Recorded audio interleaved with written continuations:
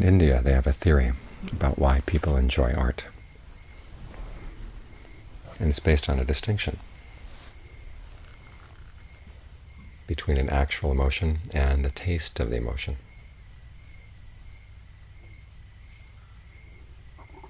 They say people enjoy art. This includes drama, music, literature, all the fine arts.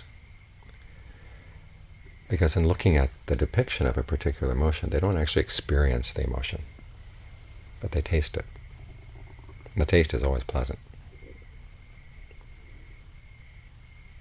Even when the emotion being depicted is a very unpleasant emotion. It can be fear, anguish, sorrow.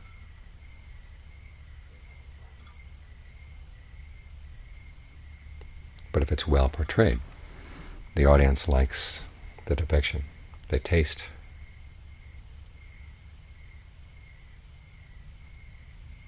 for example, the taste of grief is not grief itself, but there's a feeling of compassion. The taste of fear is not fear, but it's like excitement.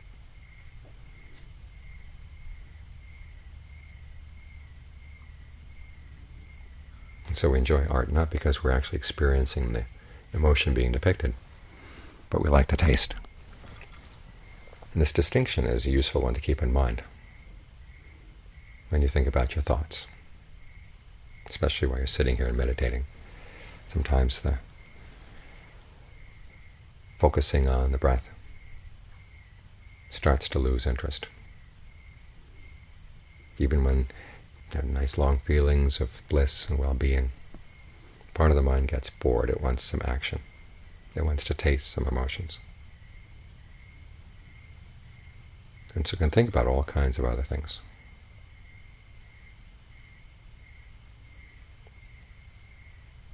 And you have to remember that no matter how attractive those alternatives may seem, all the different worlds that you can create in your mind, actually living in them would be pretty miserable. So don't get beguiled by the taste. And we had an incident of this in my own family. My mother was a novelist, and her novels were pretty melodramatic. She liked stories filled with all kinds of surprises. Incest, intrigue, murder, infidelity. They made for great stories, or at least for very interesting stories. But when in her own life she encountered some marital infidelity, it was the end of her. The sorrow was what caused her death. So it's one thing to imagine these things, but it's another thing to live them. So always keep that in mind. And even the stories, the narratives you like to make about your own practice, about the progress. Okay, you can attain concentration, and then from concentration you quickly move on to insight, and there it is, liberation. We like to read the stories of the Ajahns, because the stories are contrived in such ways to make them very, very interesting, very compelling. They're designed to make you want to practice. What you miss, though, in the stories is the long days of nothing happening at all, or the long fallow periods in the meditation. Meditations that may be perfectly pleasant, but they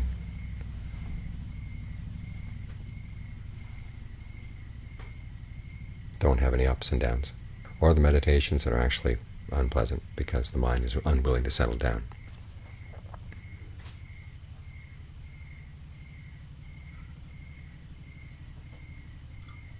Those are the parts that are not depicted in the books. But those are the parts that when you actually meditate, you have lots of experience with those things.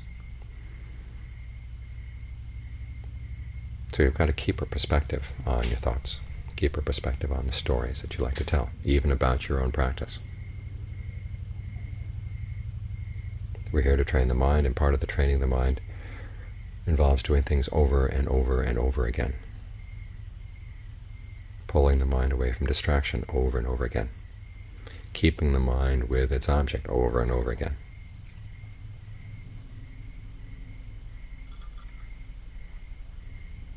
Taking a skill that you develop, say, while you're meditating, and learning to apply it in daily life over and over again.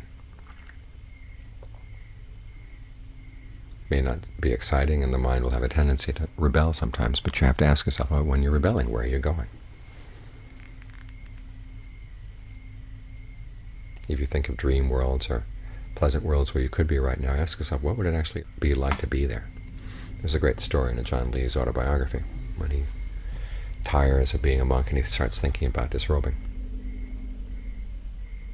So one night he decides to think seriously about disrobing.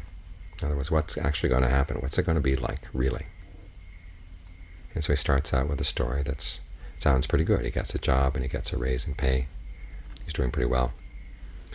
And then he decides he wants the daughter of a nobleman for his wife, which in reality would be pretty unlikely. John Lee was the son of a peasant from the Northeast. It's very unlikely he would have gotten anywhere near the daughter of a nobleman, but he's able to contrive a story whereby he actually meets one and she gets attracted to him and they end up getting married.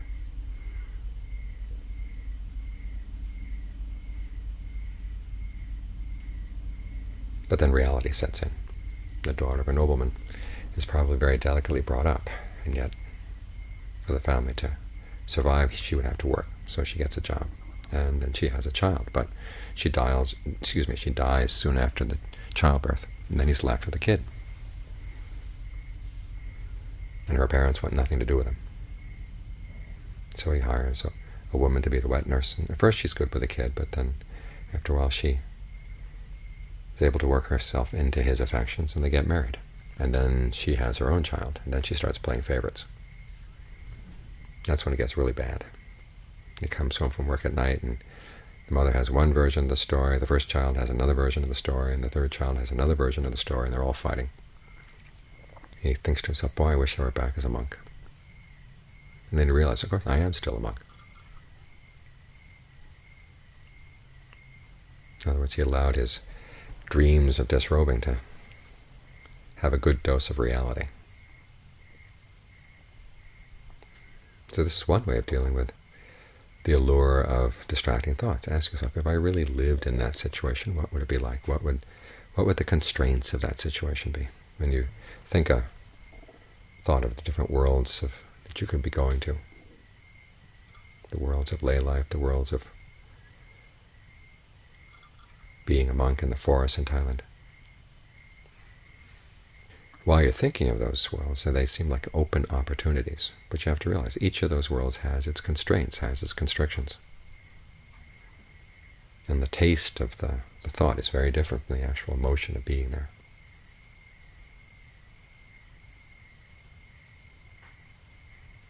So if your particular thought is really beguiling, okay, ask yourself, what would it really be like to go to that particular state of being?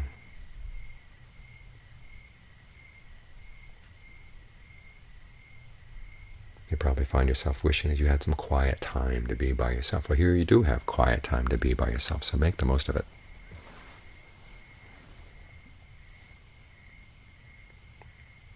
If thoughts of boredom come up, question those thoughts, this desire for playing around.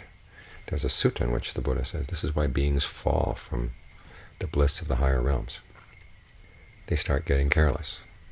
They see some of the lower realms and say, what's that like? It's through their carelessness and their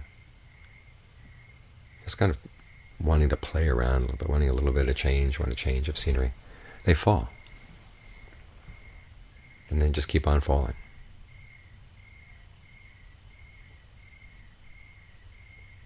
So these irresponsible thoughts, watch out for them. Remind yourself that when suffering comes, it's real. After all, it is a noble truth, and it really does hurt. And the anguish of a mind that's stuck in a particular situation. You're outside of those situations right now, so don't let yourself slip back in.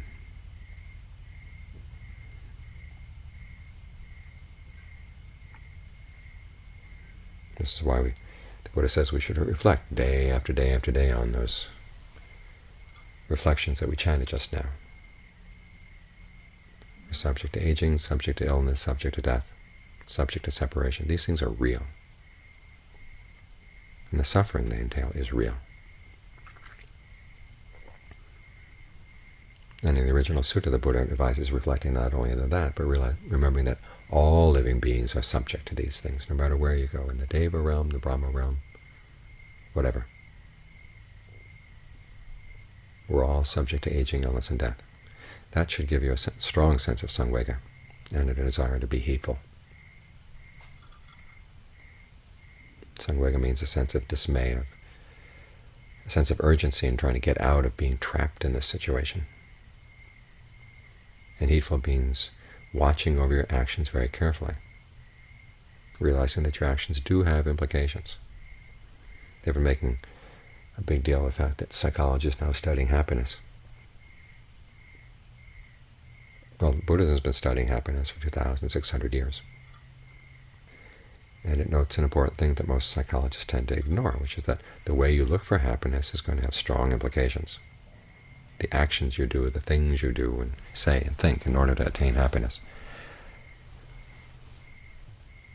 If you're not careful, they can have some very unhappy results. No intention is free from ramifications. In other words, everything you do, if the intention is dishonest, you're going to have the likelihood of experiencing suffering as a result. Even though it may yield happiness in the short term, there are long-term implications. You can't get away from that fact. The way people live nowadays is based on the premise that it doesn't matter what happens down along in the future. I want happiness right now. I want it fast.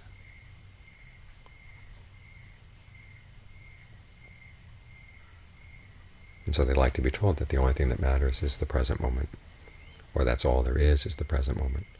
But the present moment acts as a cause. Your intentions in the present moment act as a cause for things further down the line, on into the future. And you want to make sure that those things that come in the future are skillful. So this means sometimes doing things you don't like to do right now, but you realize that they will lead to long-term happiness. Or things that you would like to do right now, but you can't because they would lead to long-term pain. And your skill in talking yourself into doing what would lead to long-term happiness and to avoiding things that would lead to long-term pain, that's one of the most important skills you can develop, not only as a meditator, but just in life as a whole. So remember the difference between the taste and the actual emotion. The taste of the emotion is always pleasant. This is why we enjoy art, why we enjoy works of the imagination. But the emotion itself often entails pain.